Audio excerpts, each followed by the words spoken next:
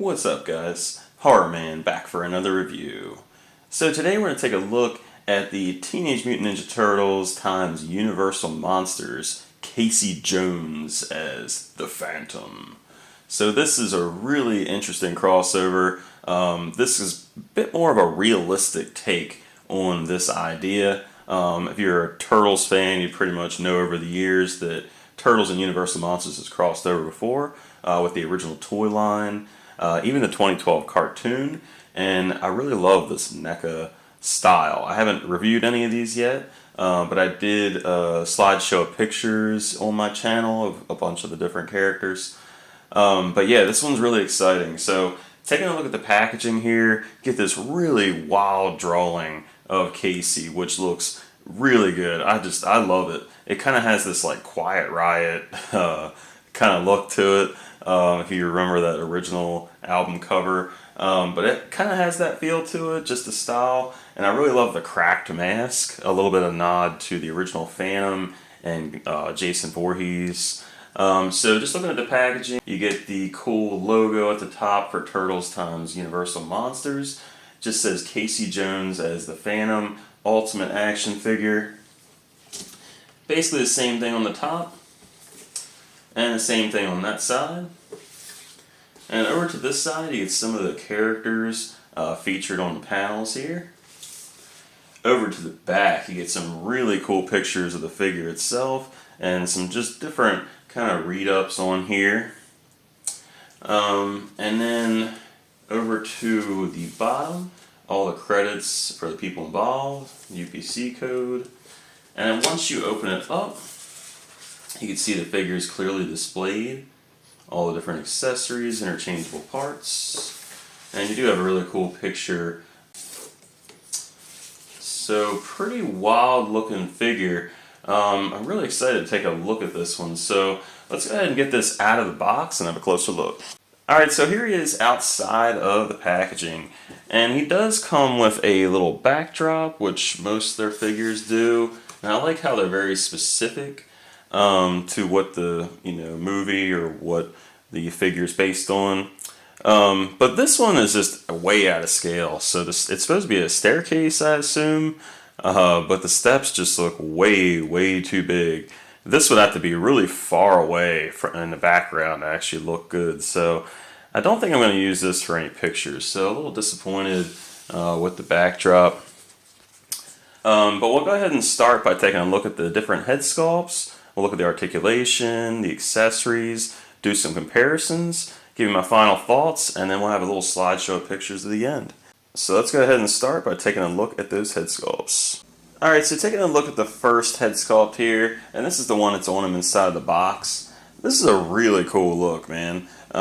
It's definitely going to be the closest to the regular Casey Jones you're going to get with this figure, but he definitely has a much different mask. It looks more like Mick from Slipknot, or just a much angrier, kind of worn, just weathered type of mask. The biggest difference, though, is the little vent parts in the mouth, and the nose kind of flares up a bit more, kind of like a skull. So I really do like the look of this. And it's not just the mask that's different. You could definitely see the hair is much different than the regular Casey Jones. It is, that longer hair like the 1990 has, of course. But it's a bit more like, I guess, greasier or oily looking, which makes more sense, of course, for the character. But yeah, I really like how it kind of flows out just a bit. And the hair itself is definitely more black, and it has some gray in there, which looks really cool. And I like the little parts that are kind of falling down in front of the mask, which looks really cool. So they're sculpted as like a little bit separate piece. But it gives a little bit more lifelike look to that hair. So yeah, overall I really do love this first hockey mask head sculpt. Now you do get one other hockey mask head sculpt with him, and this one's going to look just like the one on the cover, or at least close to what the head sculpt looks like on the cover, and it's really awesome. So you got the battle damage going on. So what you're going to want to do is just pop off this first head sculpt, and then once you get that off, you can see, get a little better look at the neck. and the ball peg on there. And just go ahead and just push this new one on. Alright, and here he is with that second head sculpt. And man, this one is definitely wild. So yeah, just to show you again real quick, so you can see he has a full-faced mask on this one, and then it's just going to be the crack on this sculpt. And like I said, it's kind of like a nod to that classic Phantom of the Opera mask, how it was kind of like shorter on this side and longer on that side. And it definitely has a bit of a nod of Jason Voorhees, like New Blood, Jason New Blood, where he basically has a crack in the mask, which is a very famous look for Jason. But man, he looks awesome. And this is definitely the money shot here with this head sculpt. I love the crack in the mask, and that you can see just a little bit of his face, just enough to see how kind of disgusting he looks underneath the mask. Got these kind of crazy gangly looking teeth. Some really good details just in that chin and the expression. Definitely a bit horrifying. But I love the cracks like around the eyes. Just really awesome details overall. And you can see the other side of the mask is definitely closer to the original mask that comes with it. But even this one has a little bit different damage on there. And you can see his hair isn't coming down quite as much. These are different sculpted pieces, so you can kind of flex them and move them a little bit. And the hair on this one's a little bit different as well. The first sculpt looks a little bit more shinier, darker, whereas this sculpt has a little bit more gray in it.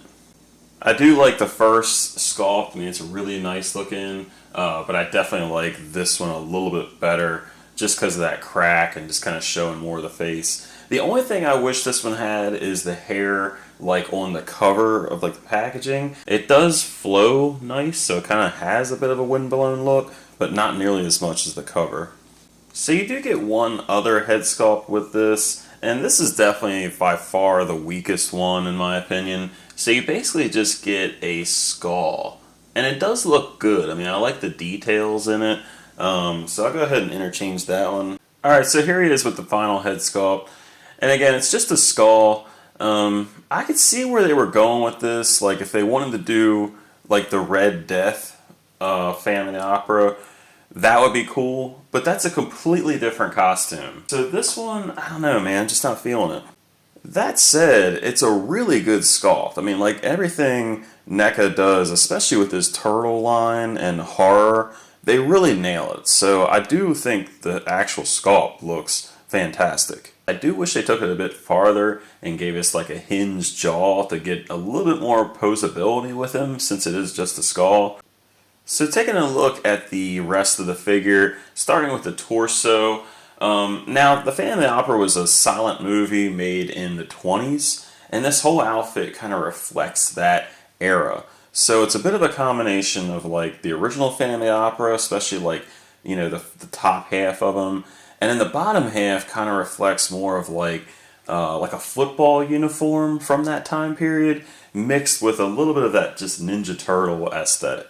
So looking at the figure and the torso here, he does have that tie that we've seen with like the original Phantom of the Opera. He's got that button like tuxedo shirt and a bit of like a tuxedo style jacket going on, which looks really good. And it's not like super weathered on the actual shirt, but the jacket itself, you could definitely see some tears and things like that.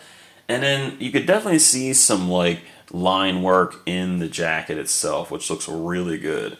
Now he does have the standard like fingerless gloves that you see with Casey Jones, so I like that they kind of kept that, but really cool design. Over to the back of the torso, not a whole lot going on. You do get some texturing in the shirt and in the arms, and then you do just get that one little button in the back. And then down to the lower part of the figure, you do have a really cool little waist part of those pants that kind of goes up over top of the part of the shirt. You got the brown belt going on with the buckle. I like the little stitching around like the crotch area. The whole bottom of the figure, like I said, it reminds me of like old football gear. So you got, instead of like, you know, the modern day padding. They had more of like this thick stitching and like just thicker fabric in the pants. Looks really good. And then again, like I was saying, it has that Ninja Turtle aesthetic. So you do have like the knee pads, like you'd see the Ninja Turtles wearing. He does have these kind of like high socks, and then he has the classic football shoe. But it looks a little dressier because of the coloring. So I like that they kind of kept it basic with that. You do get the cleats on here, which is really cool. It does have pegs in the feet in case you want to put them on a stand. Not too much going on in the back. You do get a couple holes in the socks, which look really neat.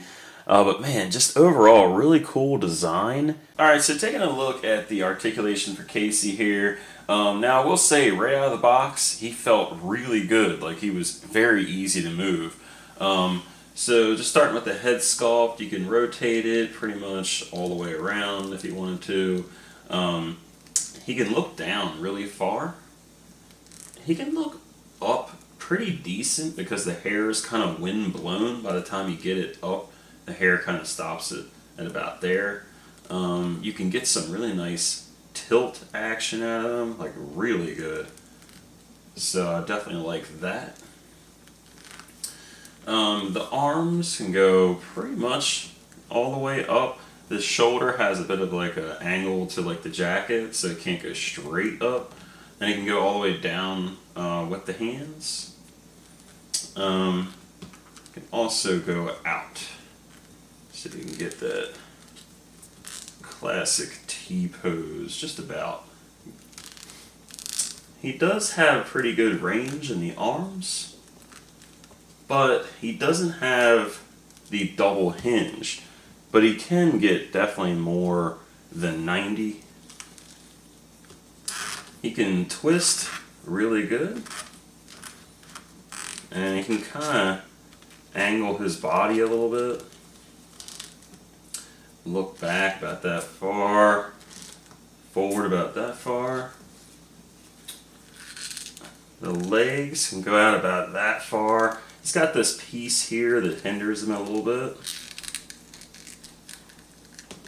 The legs can kick out about that far.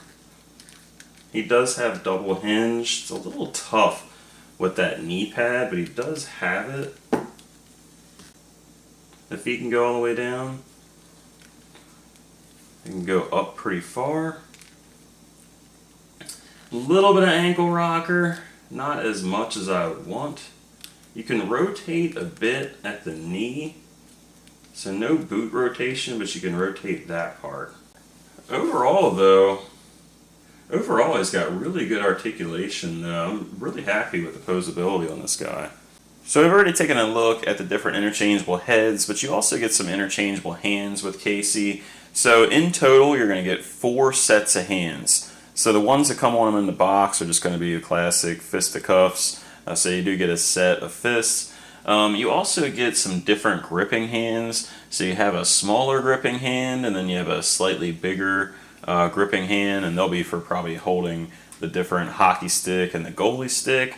And then you also get these larger open hands, which could be just like choking hands or expression hands, but they also might hold like the bigger part of the goalie stick. So it's nice that you do get these hands because he's a much different, like a lighter skin tone than the original Casey Jones. So even though the hands are interchangeable most likely, the color's wrong. So you definitely need a fair share of hands, and you have plenty of them here. And the hands do pop off pretty easily. You just have to get a nice grab on that, and yeah, it just comes off just easily enough. And then you could just pop in the new hands that you want to put on here. So I'll just go ahead and put these kind of like expression type hands, and you can see if you want to do a different pose or have him hold some of the larger accessories, he could do that. Aside from the interchangeable parts, you do get some really cool accessories with the Casey. So just starting off with the classic accessories here, of course you get his hockey stick and his goalie stick. And they look pretty much the same as the 1990 movie versions. They're just a darker brown. Now, onto the cooler accessories, a bit more unique accessories, you do have his cloak, which looks really good. You have this collar piece with these little metal little rivets in there. And it's a really nice material. It kind of has this like crushed velvet type of feel to it. And I'll show that in a second here. But my favorite accessories, honestly, are these cool gloves, and they're like these goalie gloves. So you have one for his right hand, and then his left hand, it actually has this really cool skull motif on like this like kind of armored glove. And then he's got these like little spikes coming off of here. And I really like the red too. So very cool. And these should interchange with the 1990 Casey, which is going to give you some more customization to that classic figure that NECA made a few years back. So overall, really nice accessories, plenty of interchangeable parts. I mean, you got different heads. And I'll show you this in a second, but I really think the skull is more of an accessory too, as opposed to a head sculpt. So I'll probably have him hold this in some pictures. But yeah, like I said, overall, really good accessories. Alright, so in order to put this cloak on, you definitely have to take off that head sculpt. So you just have to kind of stretch his arms out just a little bit. And you want to get that first arm in the hole here. Pull it over as far as you can, and then get that second arm through there, and it's okay to stretch just a little bit. It's a really nice fabric. And then you just want to fit that collar piece right over that neck joint, and then you just want to pop this head on. And I gotta say, this cloak looks excellent. I mean, it really brings the design completely to like a home run. I mean, it's really well done. First off, the actual fabric, like this kind of crushed velvet fabric, it complements the figure really well. It's got like a little bit of a shine, but not too much for like cameras or anything. But I really like the collar piece. It's very functional. It's easy to put on, and it actually has a bendy wire in it. So there's a bendy wire going on the sides here. So if you want to kind of flare it out or kind of like just pose it just a little different, you could definitely do that. So just really nice look. So overall, I mean, this is probably the coolest, this is definitely the coolest accessory he comes with. But yeah, man, I really like the look. Here he is holding the goalie stick, and I do have him with the tighter gripping hand for his right hand, and then the more open gripping hand so he can hold that goalie stick a little bit better. Here he is with the regular hockey stick, and again, same different gripping hands. Here he is holding the skull interchangeable head, and like I said, I think this is definitely a much better accessory than it is an interchangeable head, and he holds it just fine with that larger gripping hand. Here he is with the gloves, and in order to get these on, you will have to just pop the hands off, and they function just like how the wrist pegs are. They just pop right in just like that. So they look really good on here. Now, as much as I do like them on this figure, I'm probably just going to keep the red one on him, and I might actually put this brown one on the movie Casey Jones. But I really like these, and it's definitely a nod. Like this one kind of reminds me of a nod to the 2K3 cartoon, and then this one reminds me of the 2012 cartoon. So very in line with Casey Jones accessories. And he can hold the hockey stick or the goalie stick with both the gloves on, but it is a bit of a loose grip, so it's not going to fit like that great. So you're probably going to want to put a regular hand and a gloved hand. Alright, so for the first comparison, here he is next to a couple of the movie Casey Jones figures. So this is the hockey mask version that came with the raft and trench coat, and this one only had the hockey mask head sculpt. And then this is the ultimate Casey, which included the unmasked head from the likeness of Elias Koteas. And you can see these guys look really good next to each other. So here's the movie Casey Jones, both of them with the different gloves. So I have the red skull glove on the unmasked version, and then I actually have the hockey stick from the Phantom of the Opera, and also the brown glove. And they go on there just fine. Now, I will say these older versions, like especially this one, the wrist pegs were pretty weak on those figures, so be careful changing them. but these will pop in really easy, so awesome to have some extra parts for these figures. Now, one thing worth noting is while the different hands are interchangeable, and I could even interchange these hands if I wanted to put the more like skin tone hands on him, unfortunately the head sculpts won't fit. So I couldn't get this classic Casey Jones head on there. And there's actually a couple problems. For one, because the hair is like straight down, it doesn't fit over the collar piece. So I tried to take the cape off and put it on and it still wouldn't work. It's just a little bit smaller peg hole on that particular mask. For the next comparison, here he is with some more of the NECA TMNT times Universal Monsters line. So you got Frankenstein Raph, you got Mummy Michelangelo, you got the April as the Bride of Frankenstein, and then of course the Hunchback Leonardo. And they look really cool next to each other. Here he is with the other Casey Jones figures made by NECA. So you got the 87 cartoon version on the left, and then you have the Mirage Comics version on the right, and a bit of that IDW colors. And you can see these are more of that 6-inch line that NECA does, whereas this one's a 7-inch. I do think it would be really cool to have this in the animated line just to see like that style, but these look really cool next to each other.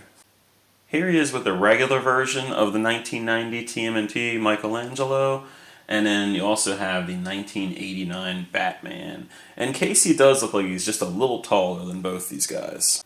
And for your final NECA comparison, here he is with the Halloween Kills Michael Myers, and then the Friday the 13th New Blood Jason Voorhees.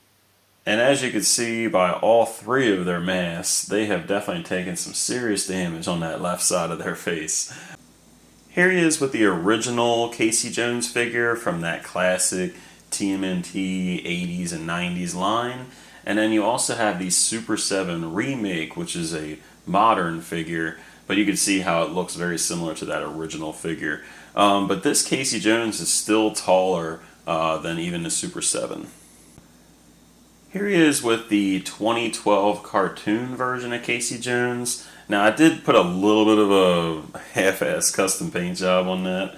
And then I also have the 2K3 Casey Jones. And what I wanted to show you is what I was kind of saying about these interchangeable parts. So like this glove looks really similar to like the glove the 2K3 version wore.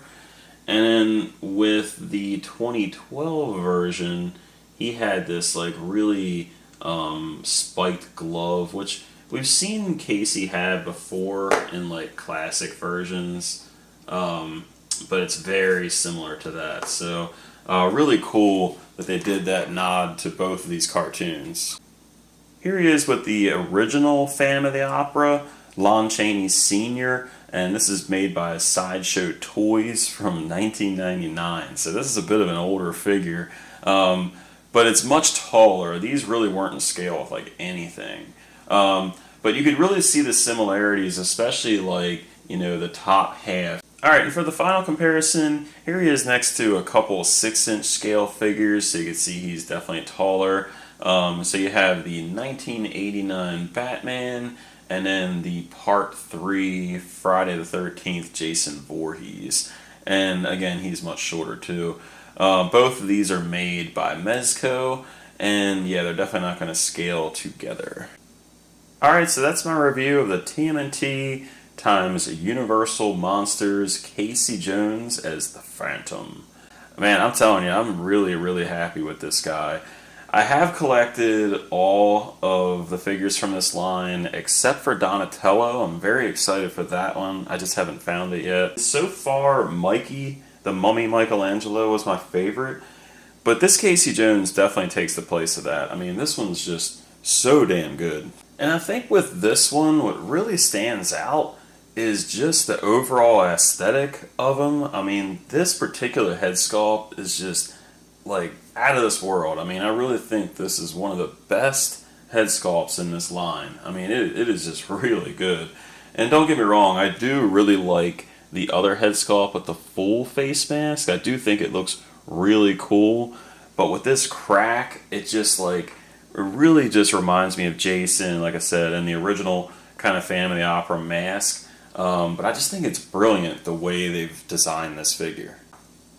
And honestly, the only knock I have on this figure is just that the skull doesn't really make any sense as an interchangeable head.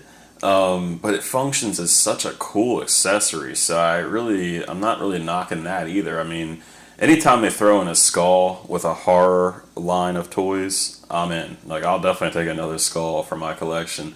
But I think they should have just advertised it as just an accessory. I wouldn't have made it an interchangeable head. I think the only thing I would have done is added a hinged jaw to that skull. But all the accessories are just really cool. I love the little like paint job on this pad here, and just having like these extra gloves come in and be interchangeable with the other Casey Jones figures definitely adds to your collection. So great idea on packing in these interchangeable pieces. Another thing I really love about this figure is they fixed some of the things that were annoying with the first Casey Jones, like interchanging the hands. Every once in a while I would have one that would just like the peg would just pop right out of the hand. So, you know, you'd go to interchange a hand and then you get this peg stuck in there and the hand pops away from it, which was really annoying. And you could fix that. It's just super annoying, and the pegs should be a lot stronger. And with this one, they just interchange much easier, no issues. So yeah, they've definitely improved on some of the little issues that the other Casey Jones figures had. So yeah, overall, I'm really happy with this figure. So thanks for watching my review. If you have a comment or question, go ahead and leave it. If you liked the video, give it a like. And until next time, guys, see ya.